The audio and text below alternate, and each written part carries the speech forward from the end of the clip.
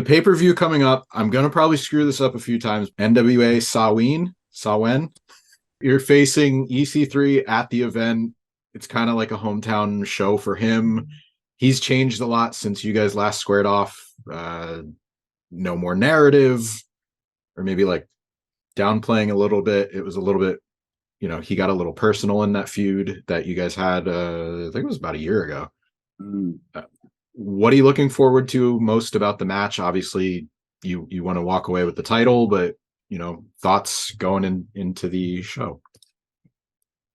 So me and EC3 have known each other for pretty much since I stepped off the plane and got to America in 2010. So we've always crossed paths and always been in the same locker room, whether it was at FCW, NXT, or TNA, and now NWA. So we've thrown down quite a few times in all those places.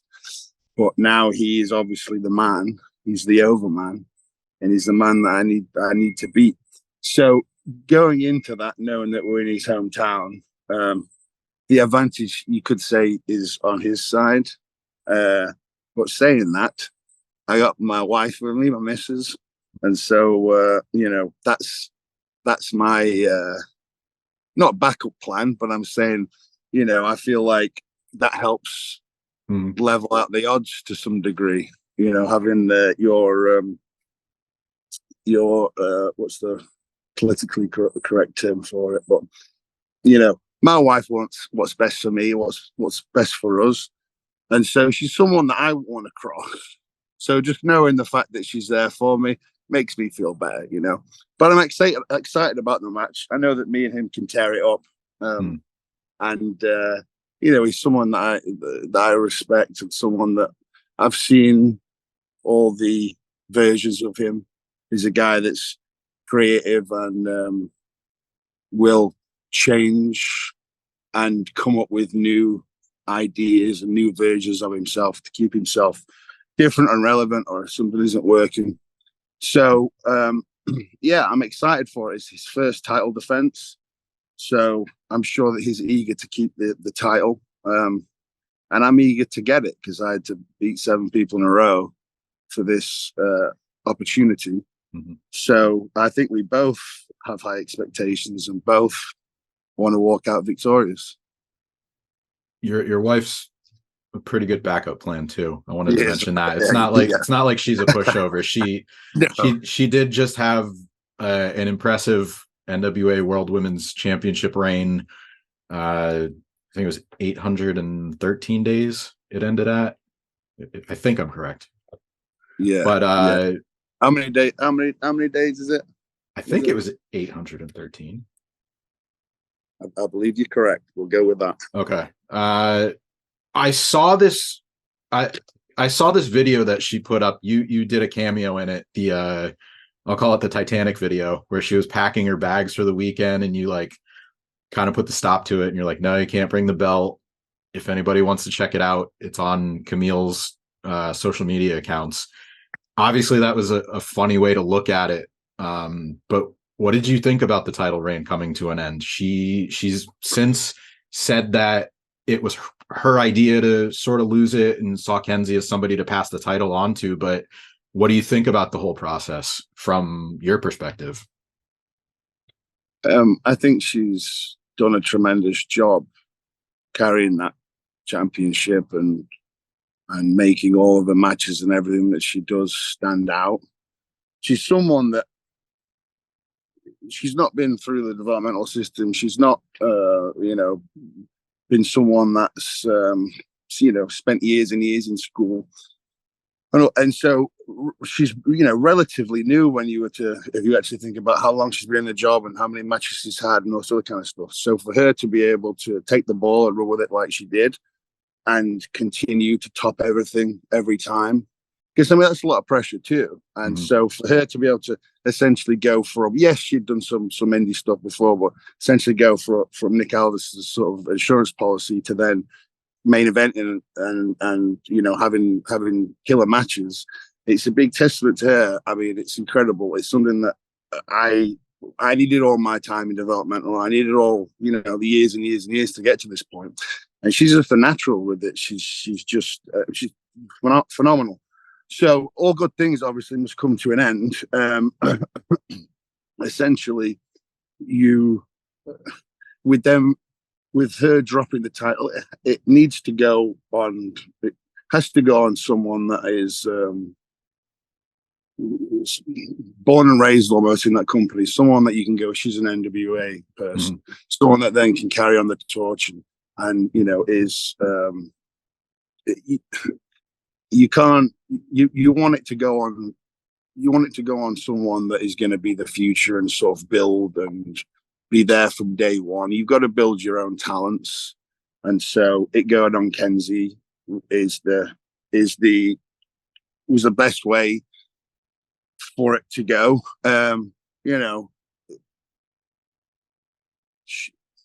Yeah, I mean, it was her decision to do it. I mean, could it have stayed on her for a lot longer? I'm sure it could, but then also you run that fine line as well between it becoming, people kind of get tired after a while or whatever, so you run that sort of issue too. So I think for the amount of time that she had it and what she did with it and how she elevated it and how she is and has been sort of the main focus of the company and she's essentially the Nick Aldis of the company now. So I think that it could have stayed on her for forever, but you've got to let other people have their time. It's funny, the timing of it all, because I spoke to Billy before the event, and I said that I feel like a lot of people didn't really have that sort of exhaustion with her title reign that they might have vocalized with other people. And I said, I don't know if she's ever going to catch Moolah, who's, I don't know, like 1,000 days difference in her title reigns or whatever it is. But I was like, yeah, Jazz is in with Reach. I'm confident saying that. I think it's like Jazz was in 900 days or something like that, and then she lost. So I was like, oh, I guess it wasn't a sure bet. But I think you're right in saying that, especially Kenzie, like somebody that's been there, you could say she's like a homegrown star. Right. Definitely excited to see what she does with it, because it speaks volumes of her being the one to beat Camille after a really, really good title run. Yeah, I mean, it helps if it goes on someone that is good for the locker room, is likable, is a good talent. She sort of ticks is young.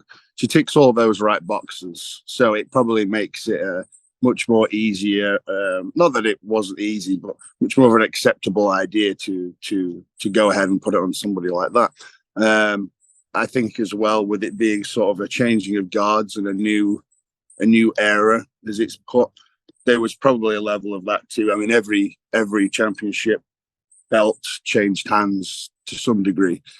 So I think it was also a bit of a master reset to start this new era. I want to talk about the Cleveland show a little bit more. Are you a horror movie fan? Slasher movies? No. Okay. My good friend Rampage Brown in the UK, he's a big slasher horror movie guy, Jason and Freddy, and he loves all that stuff. I never was. I mean, I watched all that stuff when I was a kid because it's kind of a rite of passing. You need to sort of, because you're a kid. I remember begging my mum to watch Aliens when I was, I don't know, 12 or something, or 11, and being absolutely terrified and wishing that she'd never gone, all right, bloody hell, I'll stick it on then. But it terrified me. And I watched Poltergeist when I was 5 too, by mistake, which also terrified me. So getting kicked out of my parent that night wasn't good for me. But no, I don't mind a sort of a thriller, horror-esque. I don't really have any good movies offhand. But if it's like a thriller mixed in with a bit of gore or that kind of stuff, I'm okay with. But no, I can't get into it. And also, it's all very repetitive too. Mm-hmm. And so, it just was never my thing. Okay, well, well, no, I was going to say I do like watching documentaries on, murders and all that other kind of stuff. okay. So, if it's a documentary, I can watch it. But if it's, Freddy versus Jason 17, I take it or leave it. All right. Well, I will say Freddy versus Jason was probably one of my favorites of those because it was just so like breaking the fourth wall. But when I heard the name of this event, I went to Michael Myers right away because Samhain, it's mentioned in the movie. It's in the second movie, and it's like all this, occult stuff. And so I was like, oh, cool. It's really like leaning into that sort of slasher movie vibe. And besides on how to pronounce it, I think it's really cool that NWA is sort of leaning into the holiday where it's not obvious. Like I enjoyed Halloween Havoc from WCW, but this is sort of not, it's not super obvious. It's a little bit more of a deep cut, I guess. What do you think about pay-per-views and wrestling sort of borrowing from pop culture and stuff like this to sort of just appeal to a wider fan base, or just, get away from the traditional events, so to speak? I think there's a level of you want to be different. So being different is good. I don't think you want to be that different that you sort of alienate people or have them scratch their heads and wonder what it is. So there's always that fine line where you've got to be careful that wrestling kind of needs to be A to B to Z, good versus evil, easy enough storytelling, everything, things paying off, things making sense, continuity, things like that. So it's good, but then also, like I say, you've got to be careful with how wacky and out there you get.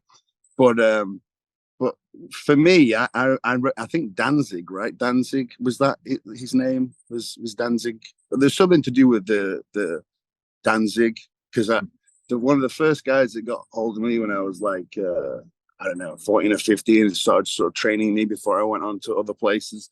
His wrestling name was actually Samhain. So my first match was against a guy called Samhain, funny enough. So I think of him when I hear it. Mm-hmm. But like I said, be different is good, and you got to stand out, and you do have to be different. But like I say again, you've also just got to be careful with it being too out there, and then people not knowing what the hell it's about. Yeah. But I think it will be an exciting, fun pay-per-view. I don't know what's going on or how it's going to be presented, but I do hope that it is presented in more of a Halloween-esque fashion. I think it's also a perfect time where you can get away with maybe being a little bit kooky and wooky and spooky, and people being a little bit more accepting of it. So, I feel like the more we could lean on into that pay-per-view day, the more fun it probably could be. I love a bit of smoke and mirrors and, weirdness. Maybe a little bit more haunted house and blood, and maybe not so much a giant inflatable pumpkin. Hey, you never know. Maybe a bit of both.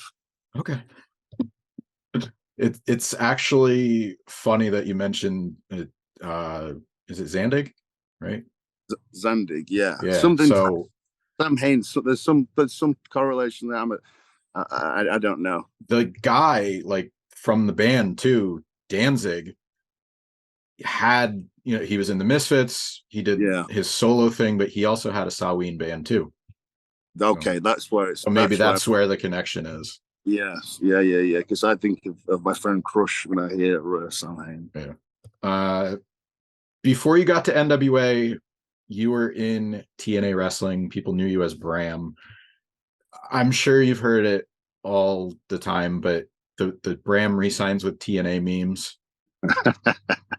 There was like 3 or 4 announcements in a few months. Like, what was going on there? Like, Was it just they were over eager? Did you restructure? Like, I what was feel it? it's funny because I think a little while back, because there's obviously the tweets from 2014 or whatever it was, and so occasionally it will reappear on my timeline. So someone's either got back or liked it or whatever. So that still pops me. But I feel like at the time there was a lot of restructuring in the company. I don't know if it was like TV deals or new people taking over or changing network or whatever. And so I feel like there was a lot of other people's contracts as well getting renegotiated or things like that. And it just so happened to be at a time, I think, where it felt like it was happening every 3 seconds. And so I feel like there was a level of that. And then it just, you know how it is, it takes a life of its own. So yeah, I don't know. I just presume that. I could be totally way off. I don't know. Yeah. But it is funny. I see that picture of me and Big, and on like the first day that I got there and signed, and so it is funny. Someone else would have to explain it to me, but I just can only presume it was like people were just going, oh, again, it was a thing that kept happening all the time, and so for some reason mine stuck. I think I tracked all of them down, but it's like from March 2014 to May 2015. It's like 3 announcements, and then Bob Ryder, rest in peace, said that there was another deal renewed in January, so that there was a lot of confusion. It was like, wait, you re-signed him or re-upped him 4 times in a year? Like, what's going on? So, I mean, they might have done that. Yeah. I don't know. There definitely was, though, a lot of times when there was a lot of change in that sort of small amount. I think it was 3-4 years I spent there or something, but stuff did change quite rapidly. When I first got there, we're still on Spike, and so we were getting over 1 million viewers a week or whatever it was, and then still doing house shows and things like that. So it was definitely a good time. I do wish that I'd have got there a lot earlier, just to be able to reap that time frame. Because I think maybe 6 months in, then we went to Destination America, I think, and then we went to Pop or something, and then I don't know, there was just a few times that it all sort of kept changing, and everyone's scratching their heads, and it's kind of confusing to people too when you're constantly changing and doing this and changing the day that you're on, that the show's going to be on, and people like some stability, and it just felt like, even being a talent there wasn't that much stability, and obviously the fans pick up on that, and then once they pick up on that, it spreads, and then it's a hard thing to shake. Yeah. Well, thankfully they seem to have found their groove. They're doing great things with Access, the channel, back to live events. You're doing great work with NWA. You've been there, I think, coming up on 4 years, right? You got there in like April 2019. I know you were working with Royce when you first got there, but yeah. Is there a match? I usually do a watch list. Is there a match or maybe a moment that you have that you're especially proud of in your career? One that maybe highlights whether you want to go back to working as a tag team, or one that you have as a singles wrestler that you're really proud of? You think here's the moment or match that highlights the wrestler you try to be every time you're in the ring? That's a tough one. I'd probably sort of give a few, or at least angles and stuff. Even starting back with when I was in Ascension in NXT, like me and Ryan had a good couple of matches with the Usos that I was proud of, and one of my favorites was with Tyson Kidd and PJ. Justin Gabriel. That was one of my favorite matches that I had at NXT for that short amount of time that it got rebranded and that we were on that. So the Ascension versus Justin Gabriel and Tyson Kidd. And then in TNA, I really enjoyed my feud with Magnus, with Nick, and his wife Mickey. Obviously, he's my best friend, and we're super close. We somehow always end up living close to each other whenever we move. So he's just down the road from me now again. And so the stuff that we did in the UK, that feud, and then I think we finished off in Orlando or whatever. It was just a fun feud that was you could sink your teeth into, and you can have some real emotion, and it helps when you get a good storyline. You're both invested, you're both involved, and you both know each other, you both know what each other can do and what you want to get out of it. So that was definitely one of my favorite feuds. And then of course Abyss too. I don't know why TNA Impact thought I was like a hardcore wrestler, but I went with it. But I definitely sort of Abyss passing the torch to me a little bit there with his Monster Ball matches and Stairway to Janice and the feud with Abyss, just because I'm a new guy coming in, and he doesn't have to put me over or help build me. And Chris is such an amazing, great guy anyway, hell of a talent. So it was really cool to work with him and have him sort of guide me and help try and elevate me when I got there, doing his shtick, So my stuff with Abyss, and then I enjoyed my feud with Ken Anderson, even though I feel like it was kind of short-lived. So that they were like ones that sort of stand out to me and that were fun. Mm-hmm. And then NWA, I guess me and Royce working rock and roll, that was fun, just because of who those guys are and how much love we have for them. And then I'd say, and then going to Ring of Honor too, and getting I think that's what happened anyway. I think that we went to Ring of Honor and did something there to get the tag title, something like that. But I think singly, my match with Pope from the attack, once we'd just come back from that year off COVID, we hadn't I hadn't wrestled in a year. I don't think it's probably the same for Pope too. And we did it in front of just a few of the boys, and so that was a fun match that we had. And me and Pope worked really well together. And it was the first time we'd wrestled, and we went, "Oh, we've definitely got something." Unfortunately, there's never been a time to sort of do anything more with it. But I got a lot of love and respect for Pope, and I think he's a hell of a talent. And I know that if I was in a feud with him, it'd be a lot of fun, and we could really do some cool stuff. Mm-hmm. And then I'm trying to think something recently. Don't know yet. I still feel like I'm yet to sort of. I want to be in that position where I'm doing that. I want to be like my wife, and being in these main events and killing it and having some good storylines to sink my teeth into. Because you can have good matches, and you can you can have a good match, right? Mm-hmm. But it helps if there's some substance and content to it. It really does, for the fans and for yourself too. Cold exhibition matches. The whatever, I could name a handful of good matches. I mean, even one that I had with EC3 a while back at, I don't know if it was TV or a pay-per-view or what. We had a good match, but it wasn't really for anything, So I'm still yet to sort of have those matches that I want now and I'm ready for. So I feel for me, it's still watch this space. Well, you get the chance October 28th. NWA Samhain, you're in the main event, titles on the line. Anything else you want to plug or promote before we get out of here? We covered a lot, but anything you have coming up maybe you want to talk about? At some point soon, I can't really go into much details, but at some point soon I'm moving to Florida to help a friend who shall remain anonymous for the moment, open up a school. So I'm excited for that. So that'll be something that I'll speak to you down the line, but once there's more, the building's ready to go and everything is in place. It's just announcing it and moving forward on it. And I'm still living in Tennessee, so it's like I moved down there in January. It's sort of on freeze a little bit. So the school is coming up in Florida, sort of a northern part of Florida.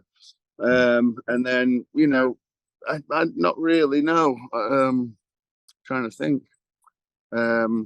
I mean, I've got some sponsors and food stuff I could plug, I guess. Go ahead. So I got Chicken Pound, is a place that delivers cooked chicken flavored and meatballs to your front door. I mean, they're awesome, especially if you're lazy like me and you don't want to cook. So you can just I microwave everything. It's probably terrible, but and then the code for them is Latimer. So that's the chicken pound, and the code for 10% off, I think, is Latimer. And then Rival Nutrition as well. They're who I get all my supplements off, protein powders and things like that. So Rival Nutrition, and the code for that is Latimer 10. Angry Lemonade is the guy that does my merch, my t-shirts and hats like that. So hit up Angry Lemonade on Instagram or whatever if you want to get some t-shirts and that kind of jazz. And I think that's about it, though. So obviously, watch YouTube, tune into NWA's YouTube channel, and hit up Fight for the pay-per-views. Did you ask Nick if he's moving to Florida with you? Well, I already did, yeah. He's, he's gonna be one. I know he will, because he's just like me. He's a we're obviously born and raised in England where it's cold and grey, and so whenever we can, like now, whenever I can be outside in the warmth, I want to be. And he's the same. He's the same way too. So, but it might take a little bit of finessing and wrangling. But I'm pretty sure he will end up following me down there at some point. I'm going to hold him to it. All right. Well, best of luck with that. I definitely want to hear more about it when we can talk about it. But until then, oh, for sure. Best of luck with that. NWA coming up. Thanks for your time today. I appreciate it. No worries, Bill.